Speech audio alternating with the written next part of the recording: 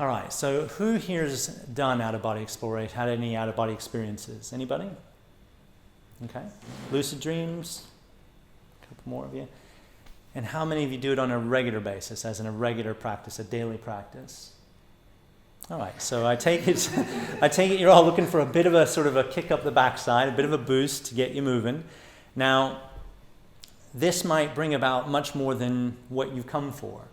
And I hope it does, because I can't teach this stuff just by teaching you out-of-body exploration or lucid dreaming. I come from a very holistic way of teaching. So we're going to talk about, things like vulnerability. We're going to talk about, everything in between, because it's important. There are, good reasons for why, safe spaces are important, because, if we don't have a place to where we can genuinely talk and open and up and share, we don't get the help that a lot of us really have been looking for a lifetime. Now, there will be several discussions where you can also ask questions.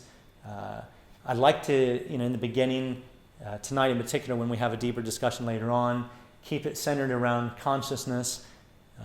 Tomorrow, before we go home, our last discussion, if you want to open it up a little bit more to the everyday life, then that's fine, because one thing I've learned, and I'm sure a lot of you have too, there's no separating this stuff out from the rest of your life. My astral projection practice, my lucid dream practice, my meditation practice are interconnected to every other area of my life.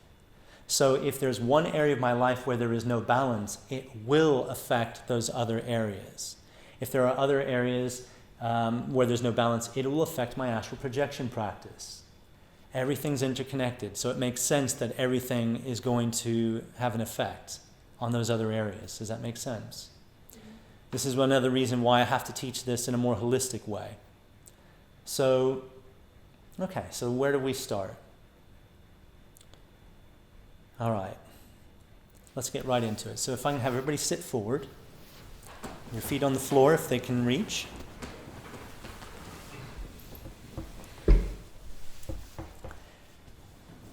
And what I'd like you to do is just take your hands and put them on your lap like this. And at first I want you to just sort of wiggle your fingers just like this. Fast and then slow. Fast and then slow. You can have your eyes open or closed. It's your call. Okay, now wiggle them a bit faster. And faster. Now stop. Keep them absolutely still. Now I'd like you to imagine that you have non-physical hands that are very physical on the next dimension up. Okay? They're very, very physical and real. It just seems to us on this level that they're non-physical. And you'll hear people say things like non-physical. But on another frequency band, they're very physical and very real. I want you to imagine wiggling those fingers. Just imagine they're overlaying what you call your physical hands.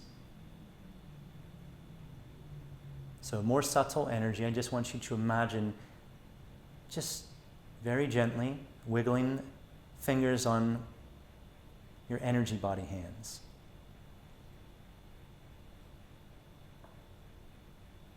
And I want you to imagine just realistic, physical-like sensations.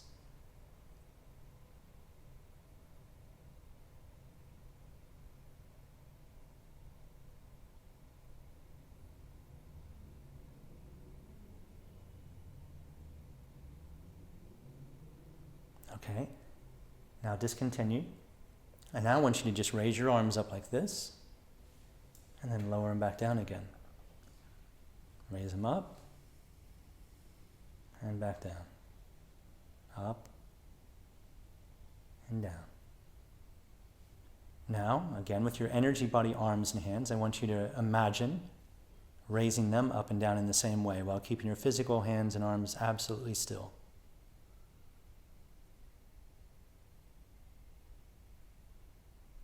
With your mind's eye, with your clairvoyance, just tuning in, I want you to be able to just at first imagine you can see your energy body arms just moving up and down. So either eyes open or closed, just imagining you can see your energy body arms moving up and down and feeling them realistically, realistic physical-like sensation of movement.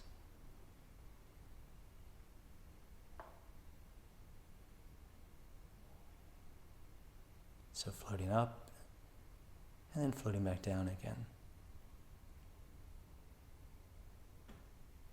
Okay, rest your non-physical arms. And I want you to move your physical hands again. Just wiggle your physical hands. Faster, slow. Mix it up, and then rest. Now I want you to imagine once again wiggling your non-physical hands, or your energy body hands.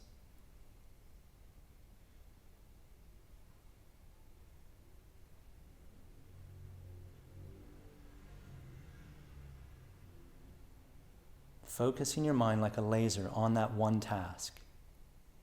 Not worrying about anything else, just what would it feel like if you could actually control your non-physical hands, your energy body hands, exactly like you're able to command and control your physical hands? What would that feel like? It would feel pretty realistic. So it's learning how to become more sensitive to what's already there. Just focusing it like a laser. Wiggling those fingers. Now start to raise your non-physical arms, so your energy body arms back in the air and back down again. As much as possible, just imagine seeing your energy body arms moving up and down. And with as much realism as possible, actually feeling it.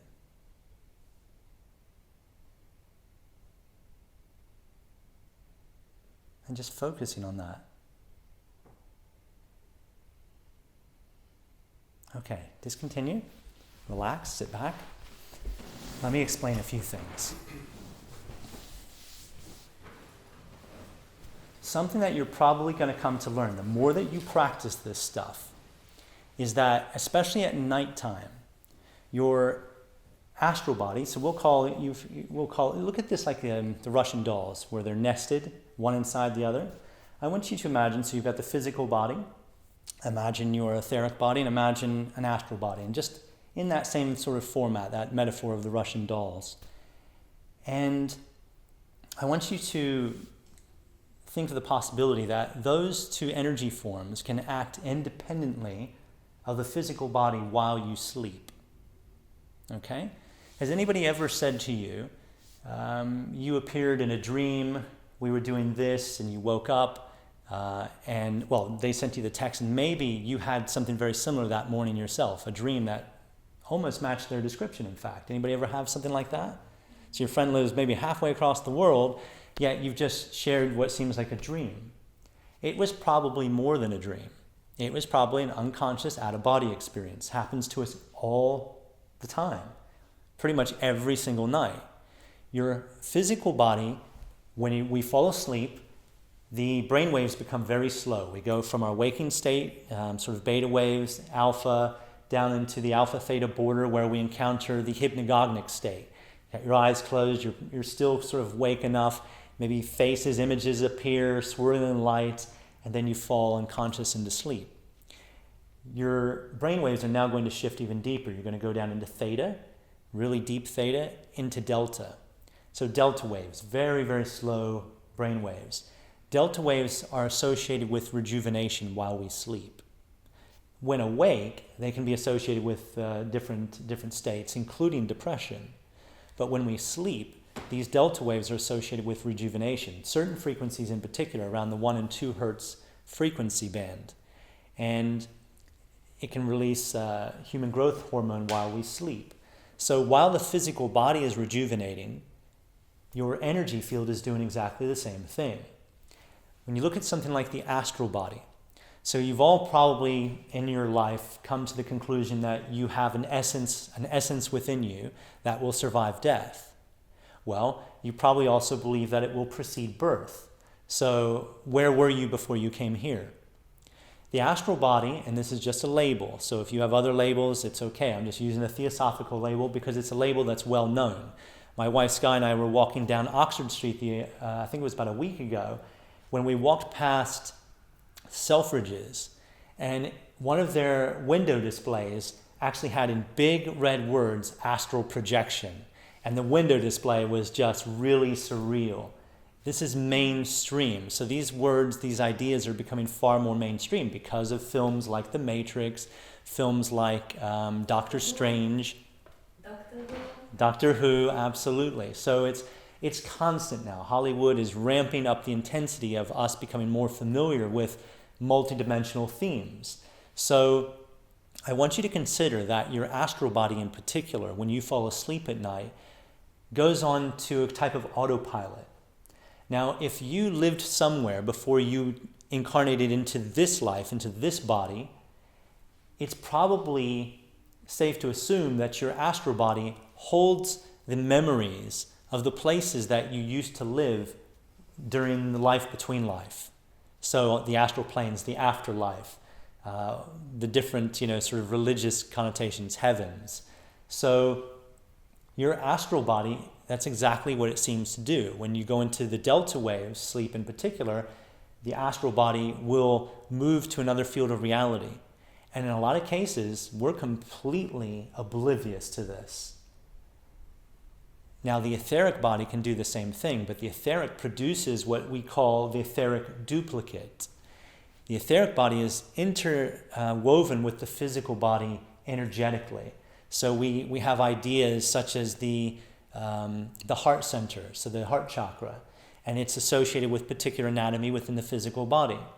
So it's interconnected with the physical body. So the etheric proper is not designed for having a walk around while out of body. The etheric duplicate is. It's like a temporary projected form that you can use to have like an earthbound out-of-body experience. So let's look at this from the perspective of if you've ever had a spontaneous out-of-body experience where you've felt vibrations, you've suddenly felt yourself floating away from your body, and then maybe you're standing in the bedroom or you're floating just above the bed. And then you try to do something, like you try to walk out the door or through a window or out through a wall, but you don't get very far. You just almost like you're being magnetically drawn back to the physical body. Then you're probably in the etheric body proper. Like I said, it's not designed for an out-of-body experience. It's designed to literally be that gateway between the physical body and the rest of your energy state. So it's a conduit. It's not a viable energy form on its own while we're still alive in this reality, in this body. Okay? So the etheric body itself, if you've been out of body and maybe you're just 10 meters away from your body and suddenly it just feels like you're walking through mud up to your knees, this is a sign that you're in your etheric body. Or if you've come out of your body and you can't see very clearly, or maybe you can't see at all. If anybody had anything like that happen, that is a sign of the etheric body.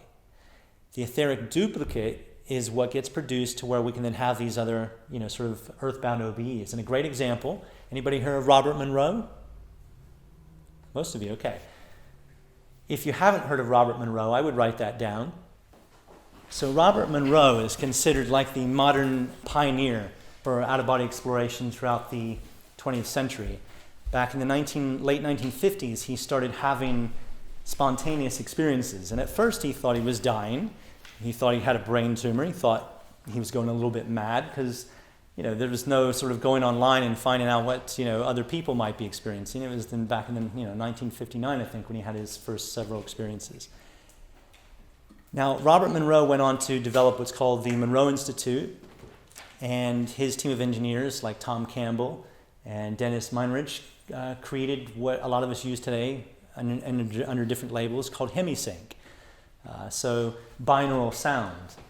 So where you take one sound that goes in the right ear, one that goes in the left ear, and then it creates this differential, and then your brain starts to tune to that. So for example, you might have a 100 hertz frequency over here and 104 hertz over here. The differential is 4 hertz, so that's what the brain starts to entrain to. Okay? So Robert Monroe wrote 3 books on this subject. When he first started having these experiences, and he got past the worry that he was dying, going crazy, had a brain tumor, he started to see what he could do with this. And one of the things that he realized was he couldn't go anywhere. So for the first 3 months, he reports in his first book was titled Journeys Beyond the Body. In that book, he talks about for the first 3 months, he pretty much got bored because he didn't know what he could do with this. He realized he could come in and out of his body. So he thought, from those few experiences that he had enough personal evidence to suggest he had a soul, but his soul didn't seem to want to go very far. Until one experience where he came out of his body and he saw this very transparent form that looked like a duplicate of his body, but it wasn't his physical body, it was another energy form. And the moment he focused in on it, it like drew his awareness into it, and then suddenly he could go a lot farther. That was that projected duplicate. In his book, he talks and calls it the second body, or the second body state. And that's what a lot of people would call the etheric duplicate. So it's a form that gets produced without even thinking about it in most cases. But if you're stuck and you don't seem to be going very far when you have these experiences, I'd like you to sit still, I'd like you to move into like a meditative sort of posture and state while out of body. So let's say you wake up from the effects of an out-of-body experience. So you might suddenly get what they call the exploding head syndrome, popping sounds, loud noises, like a freight train, all kinds of noises people report. You can hear something more subtle, like your name being called, and there's nobody else in the bedroom, let alone the house. So this is a clue that someone is there, and they can tell that you're in this in-between state where you're ready to have this experience, and they're just trying to get your attention. The sounds are just effects of moving between one reality and the other with your consciousness. Your consciousness is just shifting between the physical body and the energy body, and the energy body has a lot going on. That's why they call it the energy body. You've got the chakra system, the meridian grid, all of that stuff. So all that can produce even subtle sounds. Have you ever been in a dream and had a sound from waking life penetrate the dream state, such as your alarm as a good example? Happened to me just this morning when I was practicing OBE stuff, and I was playing some mantra music and just repeating the same mantra, and I got into this lucid dream, and I was in this car with somebody, and the sounds were penetrating into the dream, and I just said, I wasn't lucid enough yet. I said, you should just be able to turn the radio down. And then I realized, no, wait a second, that radio is not working. This is a dream, okay? So what typically happens in an altered state is any sound can actually be amplified within an altered state. So sometimes if you're making that transition between wakefulness from physical reality and into the dream state or an OBE, you can literally, some very subtle sounds can be very loud and sometimes sinister. Snoring, for example, or your own breathing. I've had many experiences where I've started making the shift from physical awareness to energy body awareness, suddenly in my energy body, not moved yet, and I hear this really sinister sound. And I'm like, holy crap, there's somebody here. And then I realize it's my breathing from my physical body. So sounds can get amplified within an altered state, and it can be quite weird. The point that I'm getting to here is originally with you subtly imagining moving your energy body hands. There was a study that was done about a year ago, and they took 3 groups. One group was instructed to imagine through first-person perspective doing this with their little fingers, but not moving them, just imagine moving their little fingers, okay? So they were only to imagine it, but first-person perspective. So the researchers took their strength measurements before and after the study. The second group were asked to do exactly the same thing, not to move the physical muscles, but to imagine the movement. But they were instructed to do it through third-person perspective. So maybe they imagined themselves sitting over there where Mark is sitting, looking back at their physical body and doing that movement. Does that make sense? The third group was instructed to do nothing at all. They're the control group, okay? So everybody's measurements were taken. 6 weeks later, they took the measurements again. And this study was based on strength, visualization to strength increase. The study turned out like this. So at the end of 6 weeks, and they were to imagine this for about 15 minutes a day, at the end of 6 weeks, the group that was doing the first person visualization had an increase in strength of almost 11% in 6 weeks without lifting weights. The second group, which was instructed to do the third person perspective visualization, increased their strength by 4.4%. The control group, who were told not to do anything, they actually, as an average, had an entropy of 3.3%. So they lost strength. The only of those three groups that increased command, brain to muscle, command and control, was the first group doing the first person visualization. Now, I really want you to let this sink in, because usually where there is a physical study like that, you can see a non-physical correlation or an energy correlation. So the energy correlation would be this. Here I am getting you to imagine moving your fingers. Now, in reality, so here you are doing this, but in reality, your energy body fingers are probably not obeying you very much. They're probably just doing this or just sort of floating off to the side over here like this. And this is because for a lifetime, we have not been trained to gain just like in the study, the brain to muscle, command and control. We've not been taught to have mind over matter or mind over energy, command and control. We've just not been taught it, certainly not from birth. We've learned it perhaps in different energy practices over the years, but we certainly didn't learn it from birth. So unless you are sitting here on a regular basis, learning to literally set that command control between your mind and your energy, it's no different from these participants who were instructed to do absolutely nothing during that 6-week study. They literally had an entropy of muscle of 3.3% as an average. So if you can imagine, before you're born into this body, you're there on the astral planes and you're going through, maybe Earth-type simulations, and you run all the programs. You're like, okay, set your life path and your life plan, all this stuff, and the people you're going to meet. So you've got it all worked out. And then you jump into this body, and what happens? You then start to lose that awareness of where you came from, especially if you have parents who themselves have been sort of conditioned into, the cultural trance. Maybe they have some sort of afterlife belief system, but maybe not strong enough to guide you as a little one. I know that when I was a child and I started having nightmares, my dad would say things like, "It's just a dream." Whereas my mother used to take out her notepad and pen and start to write things down, because to her, she saw something more interesting taking place. 2 different belief systems. If it was just my dad guiding me, who knows where I'd be right now.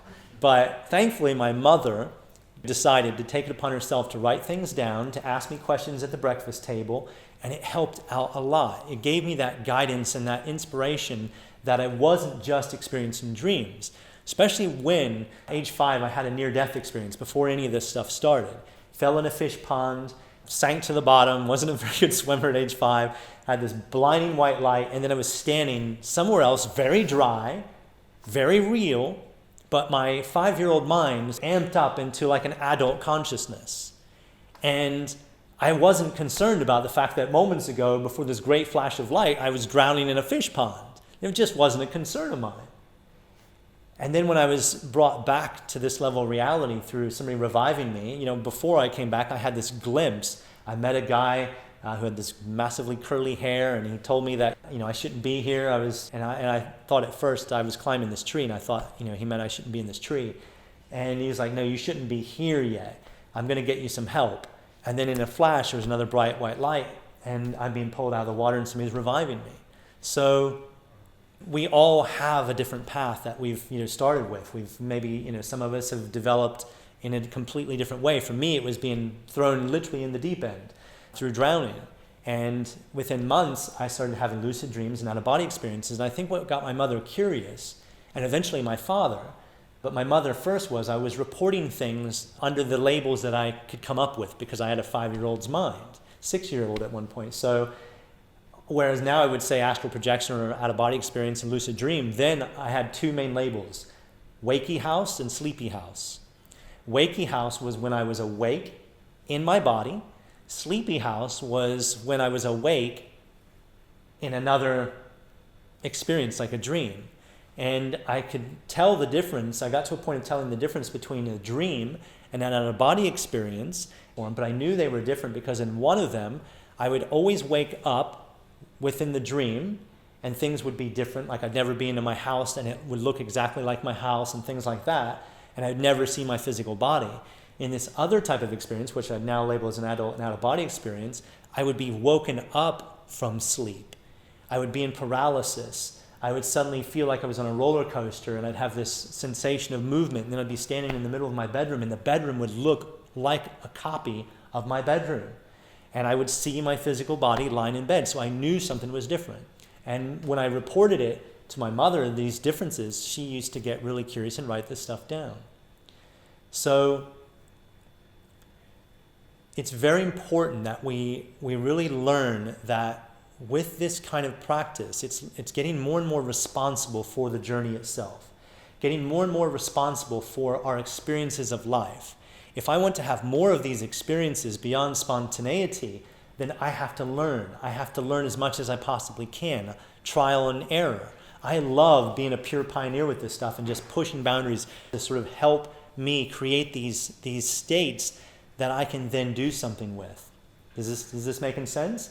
So looking back at that study again, what I want you to take away from that is that when I'm asking you to do something like imagine moving your fingers, yeah, maybe at first things aren't going quite as planned. I'm asking you to do this, and in reality maybe your hands are just sort of doing all kinds of other weird things, your energy body hands, because you haven't established enough command and control, just like in that study where they were looking for brain to muscle command and control. This is command and control. In my head, I'm saying do this, and that's what's happening.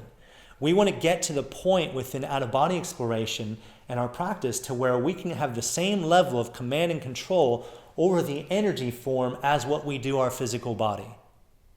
Would it not make sense that if you had that level of command and control, it would make that transition a little easier from practicing and having an experience versus practicing without this kind of knowledge? Does that make sense? Manifestation. Thought to reality, absolutely. So we can see, like with basic reality creation ideas or law of attraction ideas, where attention goes, energy flows. It's no different for the out-of-body state. So if I'm sitting here and I'm practicing this for 15 minutes, half an hour every day, and I'm not just practicing with my hands, I'm practicing with my hands, my arms, my feet, my legs, my head. I'm imagining stretching my energy field. So this is me now 14 years later as an adult learning how to consciously do this. So it was great as a child to be able to have spontaneous out-of-body experiences almost nightly, but mostly weekly. But now get to the point where I can induce this willfully. And that's what I want to teach you, okay? But one of the fundamentals is learning that, same like with the law of attraction principle, where we have to realize that this is all about attention. This is all about manifestation indeed. So if you can really take that on board, you'll pick this up a lot easier. So ideally what I would do, every time I wake up in the middle of the night, spontaneously, we'll call it spontaneous, but your body usually, you would wake up every 90 minutes on average, and that's a sleep cycle complete. At the end of a 90-minute sleep cycle, it's usually the fourth sleep cycle when we start to become more aware that we're waking up. The first sleep cycle, 90 minutes into delta sleep, you're not going to really be aware that maybe you've come out of a cycle, you've had a brief 5 minutes of REM sleep, and then maybe you've shifted from lying on your back to on your side. You're not going to be aware of that. Most of us aren't. When we're in deep delta, we're not consciously aware at all. Okay? When we get to around the fourth sleep cycle, which is the 6-hour mark, that's when we start to become more aware. Like we'll wake up briefly, we'll look at the alarm, I got another couple of hours, and go back to sleep. Those moments can become gold for doing this kind of stuff. So what I'm going to suggest is, for your long-term practice, there's only so much we can do here in 18 hours. So I've got to teach you the aftercare plan, what happens after you leave here, okay? And this is one of those ideas. I want you to take advantage of these in-between sleep cycle states. So when you wake up and you're conscious enough, and you may not feel like sometimes you wake up and you might think, I'm conscious enough, and you're really not. It's learning to really engage when you realize that you're waking from sleep and it's not time to get up yet. Keep your physical body absolutely still. You can consider you've just literally come out of a trance. You're literally coming out of what's called the hypnopompic state, to where instead of the hypnagogic state, hypnagogia is going from wakefulness to sleep. The hypnopompic state is the opposite. It's going from sleep to wakefulness. Now, in that transition, all kinds of interesting things can happen. You can realize you're in sleep paralysis. That's one thing. Who's ever experienced sleep paralysis? Was it terrifying the first time you experienced it? You know, it doesn't get much more vulnerable than that. You know, lying there, not being able to move your physical body. If you've never had this happen, literally your physical body, you can't move it at all. It's not under your control. Literally parts of your brain have sort of dialed it back, and you can't move those muscles. If you're in the deepest throes of paralysis, you can't even use your vocal cords. You know, and that's even more scary, especially when you get the type of sleep paralysis that is accompanied by hallucinations. Yeah, really dark hallucinations, and you're like, and you think you're yelling, and in reality you're like a mouse, squeak. You know, so that's one of the things that can happen. But for most of us, that doesn't happen very often. You could be waking up, keeping your body still, and the more sensitive, the more you practice this stuff, like during the daytime. So I would recommend 15, 20 minutes, half an hour a day, do the energy body sort of awareness practice. And then at night, every now and again, the more you become aware of this, more sensitive, you might be lying there after waking up, not moving your body, and then suddenly command your right arm to move, and suddenly feel movements. You're not out of body, your arm is now having an out of body experience. That comes from you practicing. And the point here is, because you're waking from sleep and you're not fully awake yet, you're in that in-between state. You're in that fertile ground of a possible out-of-body experience if you knew what you were doing. So by keeping the physical body still, you're in that zone where you're very sensitive to energy. So if I've been practicing for months this energy body, mind to energy command control, then if I'm sensitive in a sensitive state, I can actually feel a limb moving. Now, that may not seem very exciting, but I'll tell you what, it is. If you're lying there and suddenly you feel, you know your physical arm is down here on next to your body, but suddenly you feel as if it's over here, that's going to get really exciting. Because you've practiced for months this energy body, this mind to energy command and control, just like in that study where they did the brain to muscle command control. Now, I'm not saying it will take you months to have these experiences. What I'm saying is, the more sensitive you become to feeling energy body sensations, you can even be at work. So being work, tapping away on the computer, and suddenly relax for a moment, shift from that sensory input mode, the five senses, to that intention-based output mode, where you're going more inward and you're just sitting there and relaxing and you're being more introspective. And then I imagine, moving my right arm again and feeling the sensation in the middle of the day when I'm wide awake.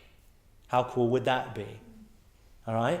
So we're learning step by step to start to get those energy cords between the mind and the energy body, so we can start to command and control the energy body.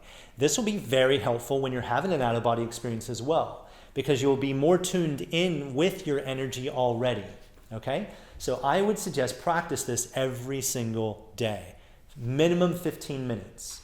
Now, this is where the holistic side of this comes in. Here I am teaching you the out-of-body stuff. Now let's teach about something such as being kind to yourself. Being kind to yourself, what does that look like for your out-of-body practice? If you wanted to practice and you wanted to be kind to yourself, what would that look like? Staying extra long in bed. Maybe staying extra long in bed, yeah. Maybe a lie-in. Maybe getting to bed. Pardon? Forgive yourself. doing forgiveness work would be great, yeah, because you might have belief systems that are holding you back from having the out-of-body experiences in the first place. So absolutely, both of those are great examples of what kindness looks like, okay? So if I'm awake and I'm, let's say, going from my house to work, and maybe I commute, so I'm on the train, I can be kind to myself instead of picking up the Metro newspaper, where I'm just going to fill my head with fearful thoughts. I can do some energy work practice, correct? Now, I am not saying avoid seeing the darkness in the world. I'm just saying prioritize seeing the darkness in the world, okay? If you really need to see that there is something happening in the world that needs your attention, your love, you can make time for that. But a lot of us, we're very unconscious with the way we approach this stuff. And we have, very little willpower around this stuff. So we get up, we go to get on the train, and I remember doing this ages ago. I don't touch the Metro newspaper anymore or any of these other free newspapers. I'll usually have a book or an audiobook with me. And I know that when I get on a train, I have a purpose when I get on that train. The purpose is to learn.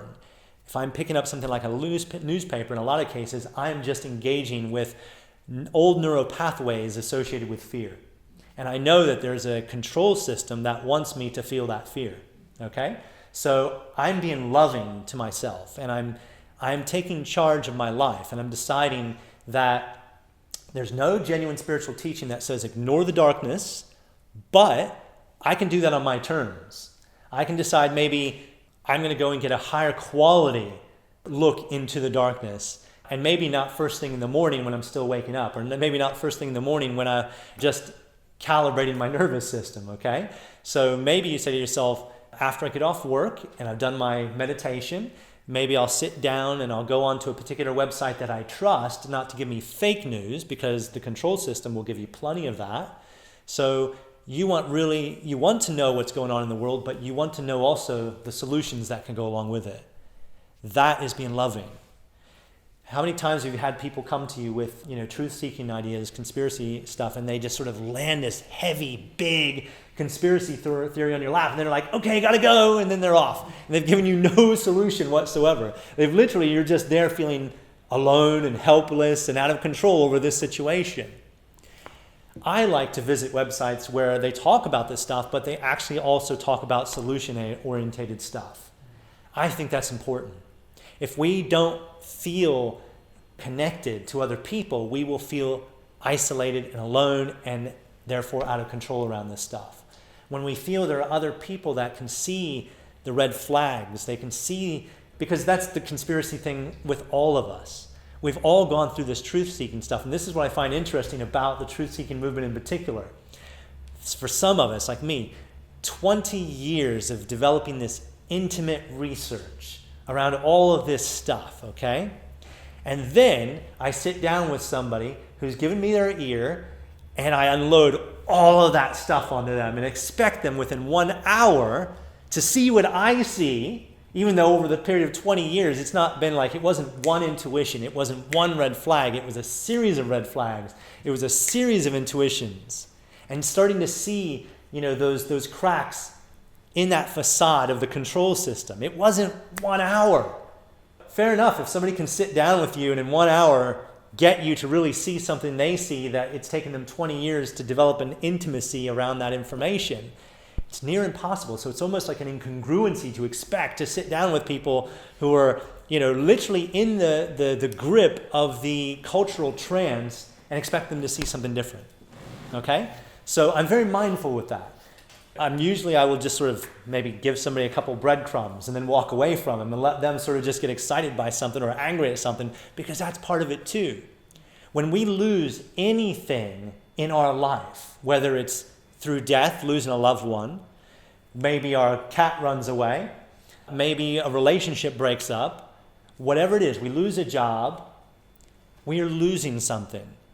And whether you realize it or are conscious of it or not, you are probably going to go through the 5 stages of grief, whether you're conscious of it or not. So think about this from their perspective. And the same with what, some of the things we'll go through tonight. If I suddenly say something and I give you a bunch of evidence, there's a part of you that wants to take that on board, but there's another part which is very angry. There's another part that might be getting depressed around this idea that there could be truth here. When somebody unloaded something on you in the past, did you not at some point go through this denial before you then started getting angry because what happened? Like the government as an example, we're taught from birth to trust our government. We're taught to trust the media. When we start losing that trust, we're losing something. We will go through the grieving process. We'll go through denial. Now surely that journalist didn't really mean that. And then that shows up again, and you start to realize this journalist seems to have an issue around something here.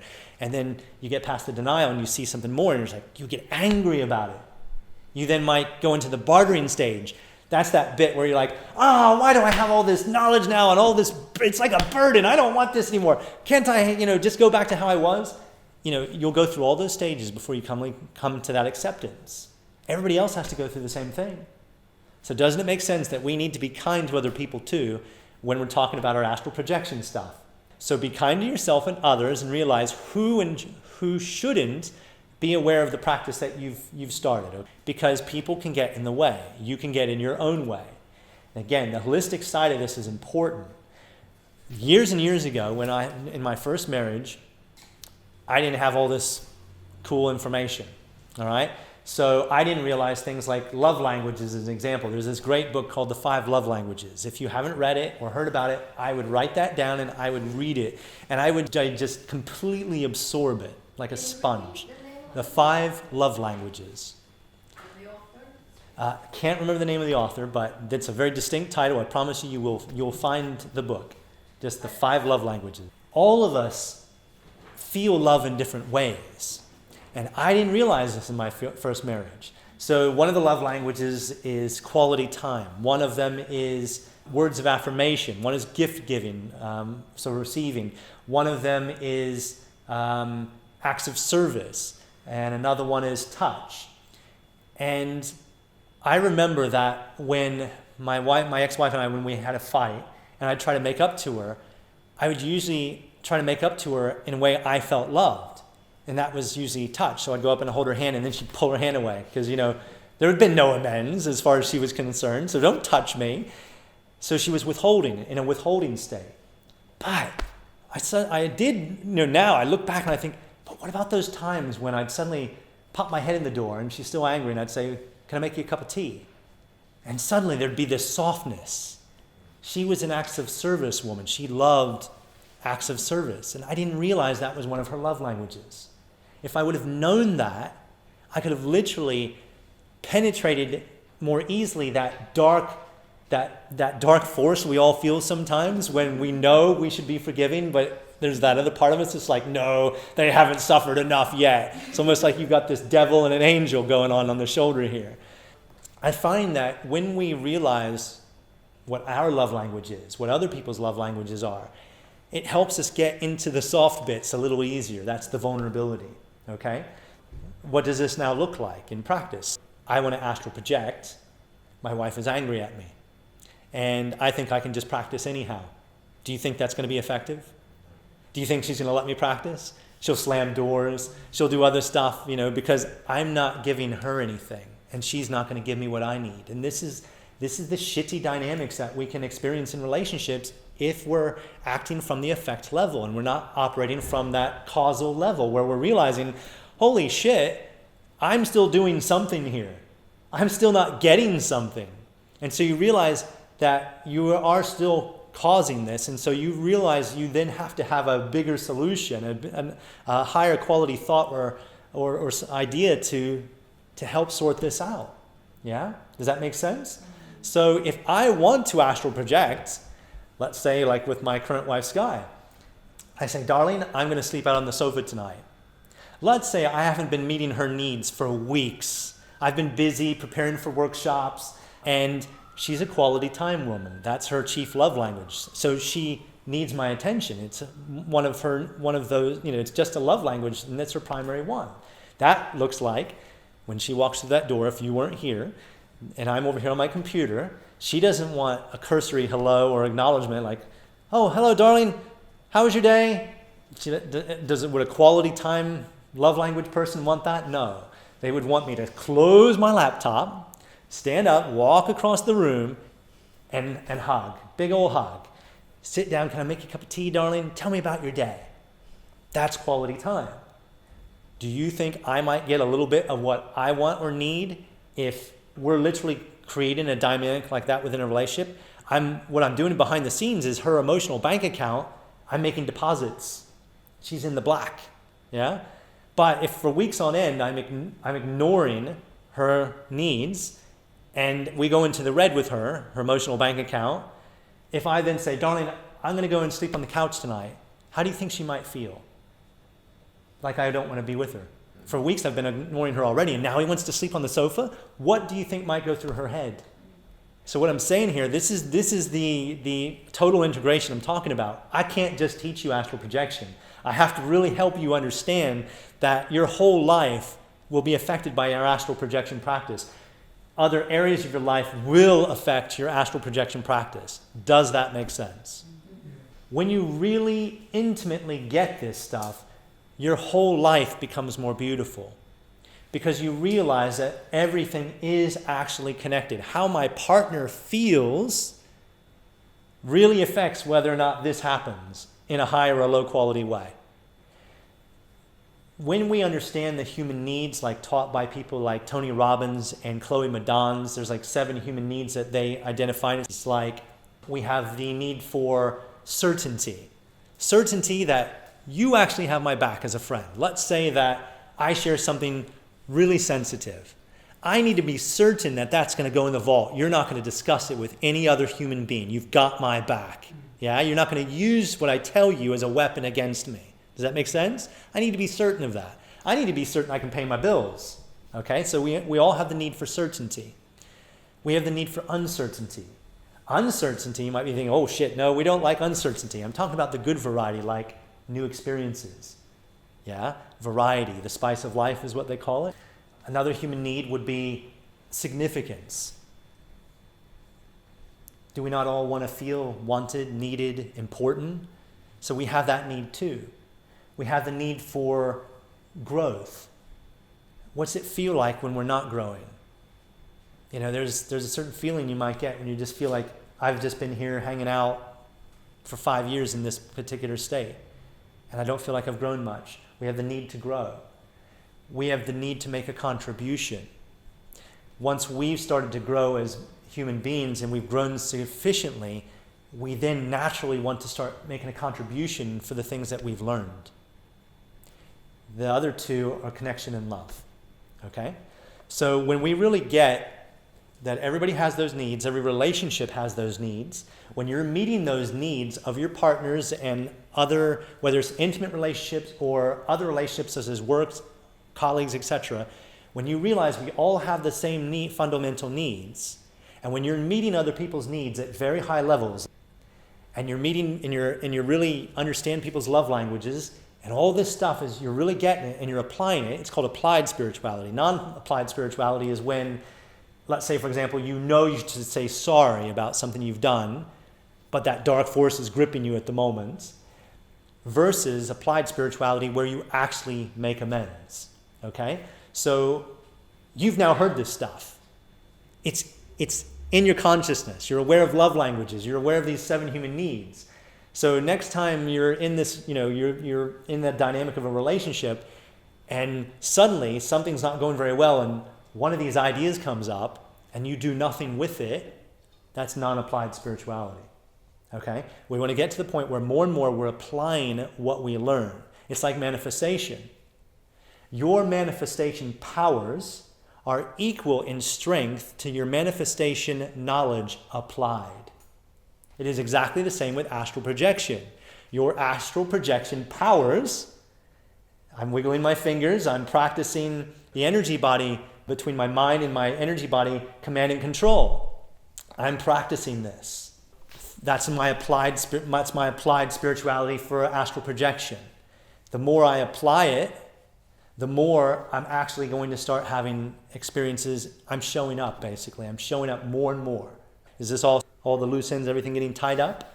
So it's really important that if you're going to embrace this stuff, you realize that all areas of your life can benefit from your astral projection practice. All other areas of your life can benefit your astral projection practice. The more balance you achieve within your everyday life, the more time you'll get to do this, to be kind to yourself, to sit down and lie down for a bit longer, or to actually be kind and do the forgiveness work that's necessary to clear the energy, to build new energy, to download your astral projection part, which is sitting in your soul waiting to be downloaded, but nobody's ever told you that. Just download it, all right? This is kindness. This is being kind to yourself. Is that making sense? When you get home tomorrow, I'd like you to get used to the idea of setting intention before you fall asleep. Get into bed and literally set an intention. Instead of going to sleep with maybe a very unformed or casual intention, I want you to set a very firm intention. Tonight, throughout the night, I will wake up with more conscious awareness. I will be more conscious when I wake up. I will learn how to wake up more consciously while keeping my physical body absolutely still. And then I will put into practice what I've been doing in the daytime, which is the mind to energy, command and control. I'll just keep my physical body absolutely still, keep my eyes closed, and then I'll just see what it feels like to move my non-physical arm to see if I can actually be sensitive enough now to feel that. And I'm going to practice that every single night. That's one of the things I'd like you to practice. By the time 18 hours finishes, you'll have lots of great ideas, but I'm just going to drip feed you. I don't want to overload you, okay? You need to take breaks. You need to feel like, you're able to really take on this stuff on board. So what we're going to do is I'm going to give you a quick 15-minute break. Make yourself a cup of tea, get some water, maybe pop upstairs, get some fresh air. If you want back in, just buzz, and then I'll let you back in.